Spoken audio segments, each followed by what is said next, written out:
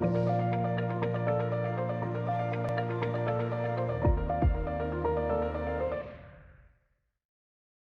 I'm Jenny Bavidge. I teach English literature at the Institute of Continuing Education at the University of Cambridge. When it comes to reading and analysing poetry, one thing to bear in mind is that reading poetry and trying to mine its meanings shouldn't feel like trying to do a crossword puzzle. That is, you shouldn't be trying to successfully solve the poem, decode all the clues, solve the puzzle and then throw it away and never look at it again. Some poems have a very clear meaning that they give up very easily. Others are maybe more confusing. They're the sort of poems where the difficulty is kind of the point. You have to sit there and let lots of potential meanings unfold. When you find a poem you like, you might even find that it changes its meanings for you over time and new things get revealed. Even when poems tell you very definitely what they're about, they may still have cunning ways of leading you into different sorts of thinking and interpretation. As an example of this, I want to talk about two poems which are about painting, which are about art. There's a good term for this sort of poetry. They're ekphrastic poems. That is, ekphrastic means description of an art object, so ekphrastic poetry is poetry which describes, reflects, or makes some kind of commentary on existing work of art. A famous example would be John Keats's Ode to a Grecian Urn. But here's W.H. Auden's Musée des Beaux-Arts, written in 1938.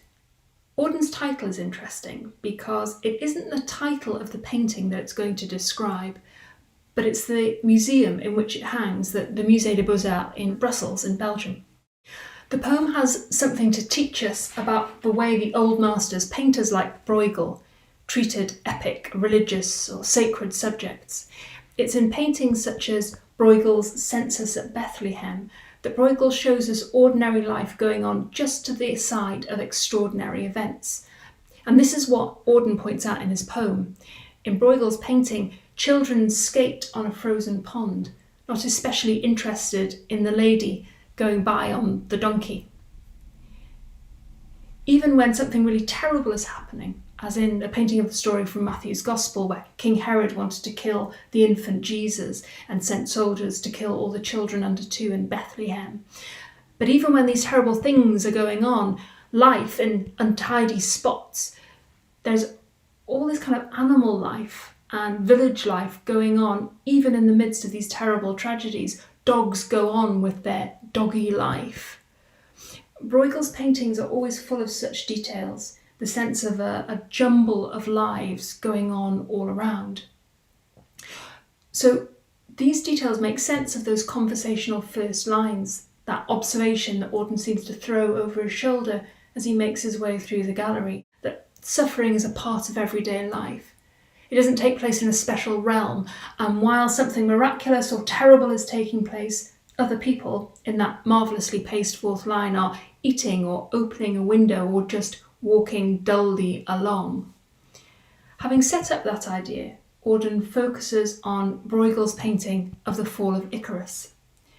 How is the poem constructed? Well, it has 2 stanzas, and the first comes to an end with the only full stop in the poem.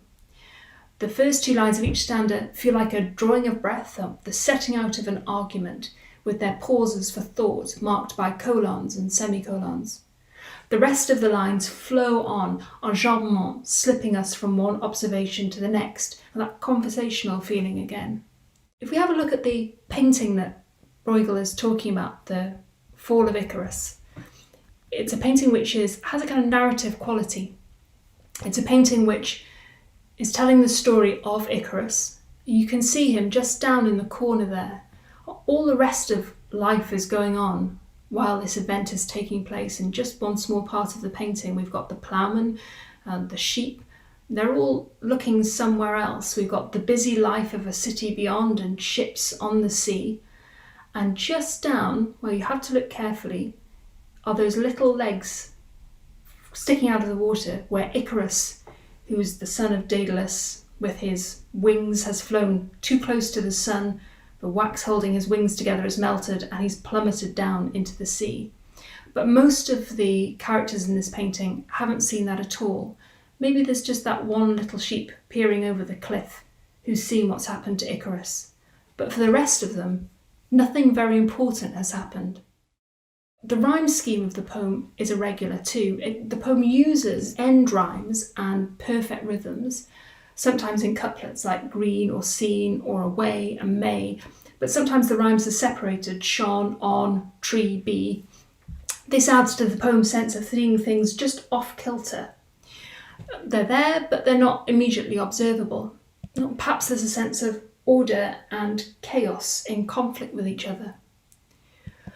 We could read the poem as being simply about its ostensible subject, Bruegel's painting, and what the paintings are saying about life trudging on pathetically while extraordinary events occur. But outside of the gallery is the Europe of the 1930s. And so if we think about Auden stepping out of the gallery, a larger context suggests itself. While ordinary life goes on for many, poets write their work and people enjoy the exhibitions at the Musée des Beaux-Arts, chaos and terrible suffering are very close by. The everyday workaday world represented by the ploughman and the wealth of the business and political world represented by the ship carry on with their business, hoping they can ignore the disaster and sail on. Now, I don't think you need to have seen the painting to understand the poem, but maybe it helps. Auden's interested in talking about the details of the painting, the expensive, delicate ship, for example, but he's not aiming to reproduce the painting in accurate description and detail. Neither is it our job to exactly reproduce an exact meaning that's buried in the poem. Auden is in ekphrastic conversation with Bruegel, drawing out meanings from the paintings and making his own interpretation and then handing it on to us. Here's another poem. This one's by Sarah Howe. It's entitled A Painting, which sounds as if it should be ekphrastic, but it isn't. The speaker in this poem is watching a painting being created, or rather, they're remembering being in the studio, watching the painter at work. They seem at odds with the painter's energy. The verbs associated with the painter are almost violent. The blushes are splayed, the paint is flayed, the paper is buckled, everything is upended. The painter's energetic creation is contrasted with the speaker's more orderly way of seeing things, the way that they order the studio like a prefect or a verger. And in this action, they seem kind of rather proper. They're interested in tidying up and trying to keep things clean. But the painter calls them to stop and observe the accidental beauty of an unscraped palette, where all the mess of the paint has created a jewelled rainbow. This palette has become itself a painting.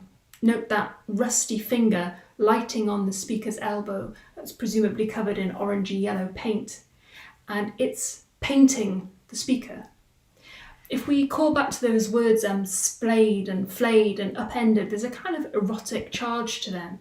So perhaps we understand the poem as being about the way the speaker is changed or coloured by their experiences with the painter. The poem itself is full of colour and is itself a kind of painting. Or perhaps we could understand a painting as being a verb. The poem is a painting of a relationship between two people who saw the world differently. It's beautiful, but maybe a relationship, but the past tense might suggest it's over. Just a quick word about the poem's construction. There are no rhymes here and no regular rhythmic scheme, but the lines are organised, tidied maybe into neat stanzas of 3 lines each. So it's not really an ekphrastic poem, but it asks questions about where we might find painting, or maybe more broadly, beauty. And although it's such a different poem from Auden's, both are telling us to look to the side and to keep an eye on what's going on outside the frame. You can't solve either of these poems like a crossword puzzle, even if you have all the context in the world, even if you could ask the poet to tell you exactly what they meant. What you can do is take the words the poet gave you and try to develop a reading which keeps in touch with the poem, or maybe make your own creative response, a poem or a short story, or maybe even turn the words back into a painting. Thank you.